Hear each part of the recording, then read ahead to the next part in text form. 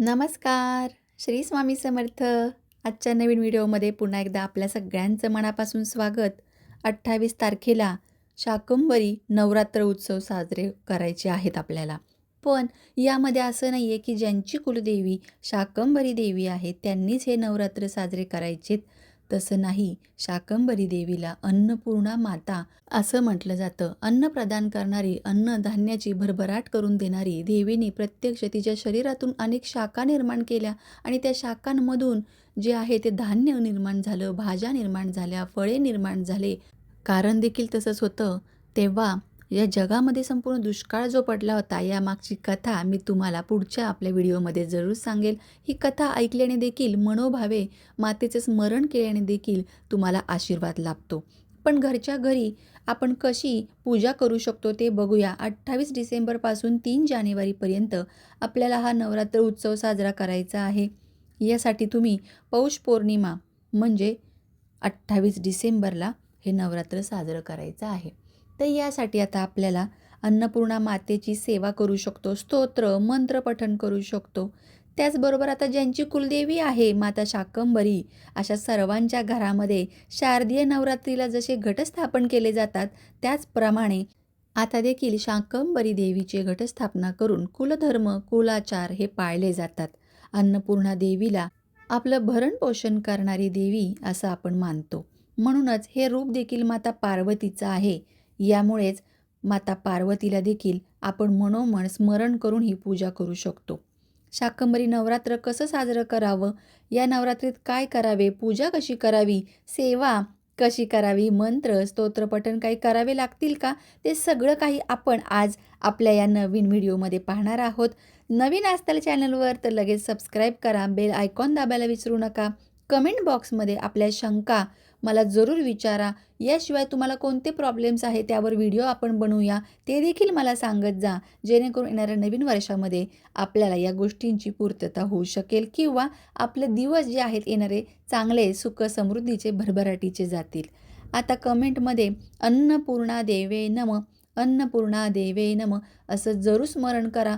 ज्यांच्या घरामध्ये अन्नपूर्णा मातेची मूर्ती आहे त्यांनी तर जरूरच आजच्या दिवशी मातेला स्नान अभिषेक केला पाहिजे. अष्टमीला म्हणजेच 28 डिसेंबरला आपल्याला ही पूजा मांडायची आहे. ज्यांना ज्यांना शक्य होईल त्यांनी ही पूजा मांडणे अवश्य करा, जी मी आता सांगणार आहे. किंवा मग तुम्ही पारंपरिक पद्धतीने घटस्थापना वगैरे करणार असाल त्या पद्धतीने करू शकता. आता यामध्ये आपल्याला काय करायचं आहे ते बघूया. पूजा मांडणी करताना आपल्या घरामध्ये जिथे देवारा वगैरे आहे तिथे आपण ही पूजा मांडणी करू शकता. आणि अभिषेक करताना आपल्याला काय काय लागणार आहे ते बघू. ज्यांच्याकडं अन्नपूर्णा मातेची मूर्तीच नाही आहे किंवा काहीच नाही, त्यांनी प्रतीक म्हणून सुपारी घेतली तरी चालणार आहे. या सुपारीवरती अभिषेक आपण करायचा आहे. नंतर याची पूजा करून व्यवस्थित स्थापना करून त्यानंतर 9 दिवसांनी पुन्हा ही सुपारी आपण स्वच्छ करून पुन्हा दुसऱ्या पूजेमध्ये देखील वापरू शकतो, काही हरकत नाही. नवरात्र संपल्यानंतर आपल्याला ही सुपारी दुसऱ्या पूजेमध्ये वापरता येते.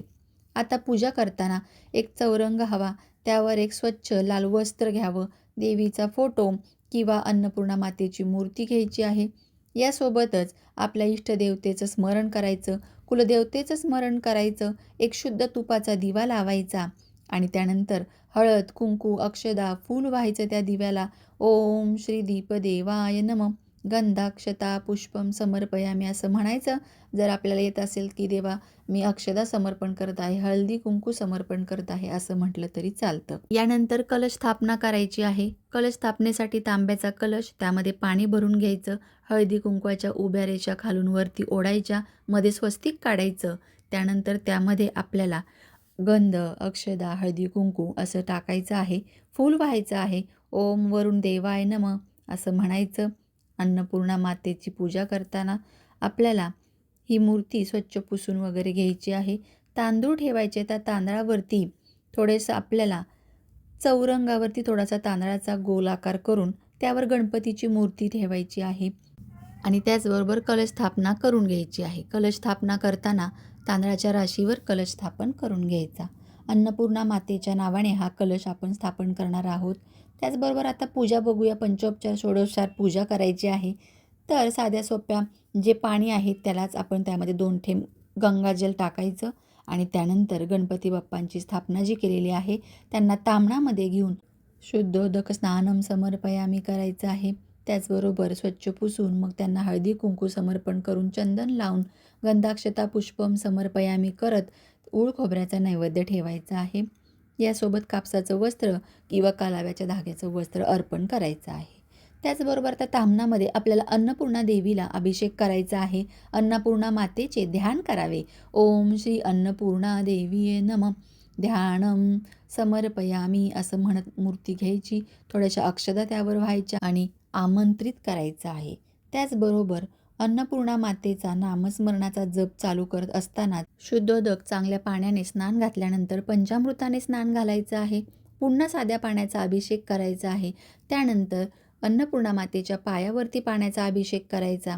हातावरती खांद्यांवरती असा अभिषेक करून प्रत्येक ठिकाणी मातेला हे जे आहे स्नान घालायचं आहे. त्याचबरोबर स्वच्छ पुसून घेतल्यानंतर एका तांदळाच्या वाटीमध्ये अन्नपूर्णा मातेची स्थापना करायची आहे. आणि त्यानंतर काय करायचं आहे तर आपल्याला हळदी कुंकू चंदन जे आहे ते लावायचं आहे. अत्तर लावायचं आहे. छानसं फूल अर्पण करायचं आहे. यासोबतच कापसाचं वस्त्र अर्पण करायचं आहे.